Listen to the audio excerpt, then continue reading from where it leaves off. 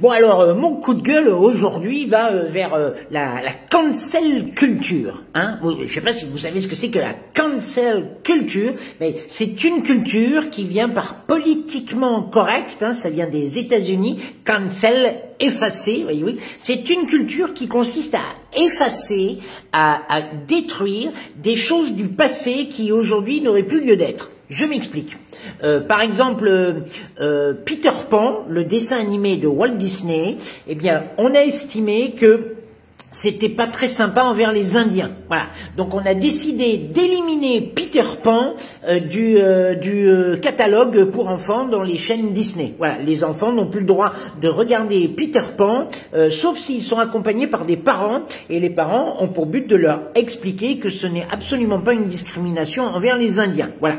Il y a encore eu, toujours chez Disney, un autre cas, c'est les Siamois de La Belle et le Clochard. Vous savez, on est deux Siamois, tili-tata. Eh bien, on a estimé que ça portait préjudice aux Asiatiques. Donc, il y a une nouvelle version de La Belle et le Clochard qui a éliminé cette scène. Il n'y a plus les Siamois dans La Belle et le Clochard. Voilà, on efface. Voilà, tout comme Lucky Luke, la bande dessinée Lucky Luke, on estime que c'était pas bien, ça prenait la cigarette. Donc, on a décidé à la place de la cigarette, le mégot que fumait toujours le cow-boy Lucky Luke, on a mis un brin d'herbe. Voyez-vous, c'est la cancel culture.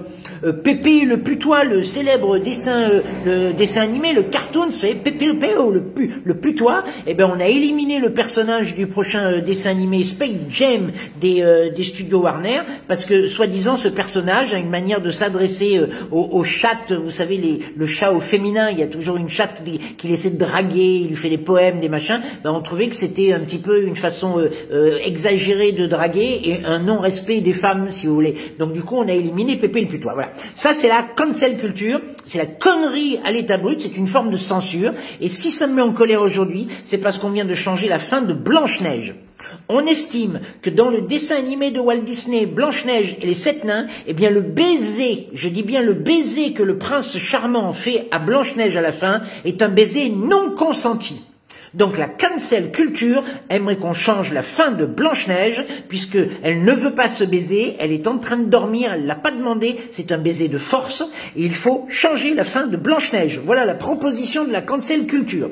Dans Blanche-Neige qui date de 1937, hein. C'est un baiser non consenti par le prince charmant. Oui, ben, jusqu'à preuve du contraire, c'est quand même ce baiser qui la réveille, la Blanche-Neige. C'est quand même grâce à ce baiser qu'elle est plus en train de dormir. C'est quand même grâce à ce baiser qu'elle est plus morte. Mais non, non, c'est pas consenti, elle l'a pas voulu. Alors stop, on change la fin de Blanche-Neige. Imaginez jusqu'où ça va aller, cette histoire de cancel culture. Je sais pas, peut-être qu'un jour on va m'empêcher de parler.